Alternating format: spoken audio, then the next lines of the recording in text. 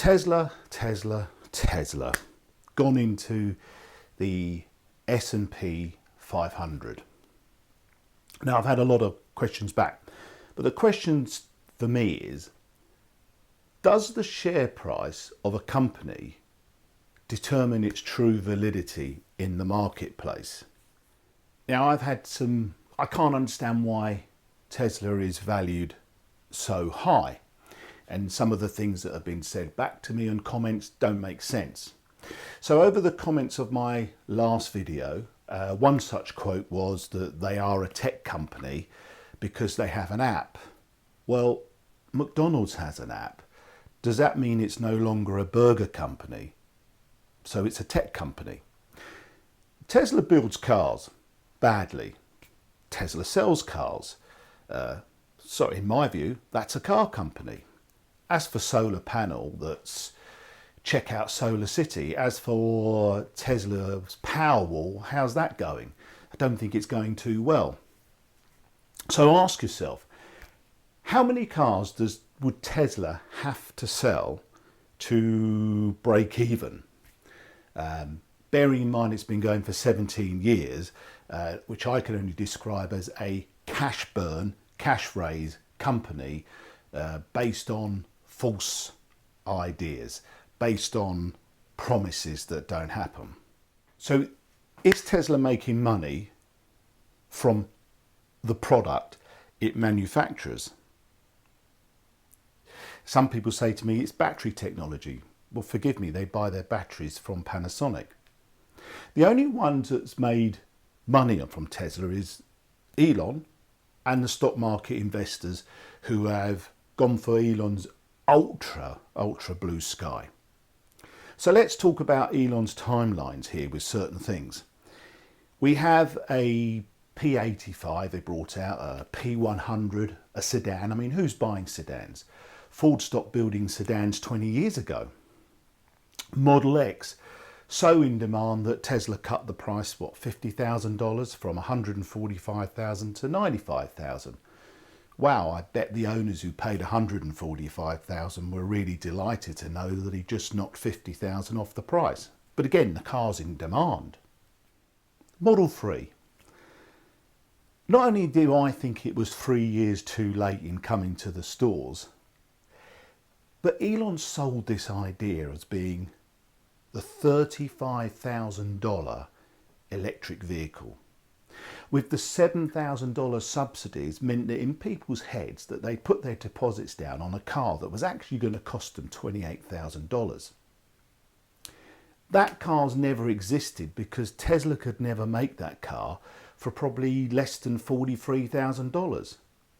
So when they came to configure their cars, suddenly they were buying a $60,000 car.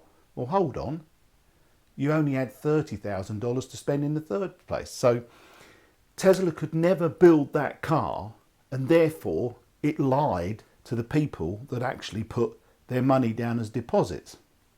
Once again, Elon has failed to deliver. It's a good job he's not a pizza company. Cybertruck, it will never be produced. And with the greatest respect, Tesla is so far behind the game of building trucks, you're never going to have a truck that compete with MAN or Scania. Not only that, carrying batteries around of that size, you will never last to get any further than 100 miles up the road. So someone commented, Tesla has 20 billion in the bank. What, their deposits that are held for a pickup truck that will never come to market, or deposits for a Model Y that will never come to market. You know, if you're in the US and you want to buy a pickup truck, you buy a Ford F-150. You know it's going to be delivered, you know it's going to be on time, and they sell one every 35 seconds. So you're going to wait, Tesla pickup truck with smashable windows. Isn't even functional, that car. Haven't even road tested it. It's too big. It doesn't even fit in anybody's garage. It's bigger than a Hummer. It's ridiculous. So before I forget, Elon promised us 1 million robo-taxis on the road by the end of 2020. Well, it's got a few days left. He may pull it out the bag. Somehow, I don't think so. So what does the future hold? Stop looking at the overvalued stock price. Look at what the company is actually going to deliver. Over 15 years ago, Sergio Marchionne, who was head of Fiat, said that no one will ever make a profit out of an electric car. And if we thought we could do, we'd have already built one. Now that's coming from Fiat, one of the biggest car companies in the world. So let's look at what the future holds for Tesla. Audi, BMW, Porsche, Ford with the Mustang, Toyota, Hyundai, Volkswagen, Volvo / Polestar. Now these are all car manufacturers that are going to build and are already building electric cars that are either on the market or coming to the market, with networks all around the world, with service centres, repair centres, teams of trained engineers. So why would you buy a Tesla from a tech company that doesn't have the infrastructure? Now some people have commented to say that I'm anti-electric vehicles. I'm not. I think electric vehicles are fantastic. I think they're a great solution, and especially for people who don't need to travel far, for people that live within cities. I think the electric car market is fabulous. I think they drive phenomenal. I've had pleasure of driving a Porsche Taycan. It's amazing. In fact, I've actually had the pleasure of driving almost all the EVs that are actually currently available. So you've got to remember that these cars are great, but you can tell the difference between the cars that are built by proper car manufacturers. I rest assured on that. And I'm a big believer if we've got to get emissions down, and especially for people living in a city. However, you need to get the growth in the charging structure for people to be able to feel confident that they can drive as far as they want to drive and be able to replenish the charge in a quick enough time.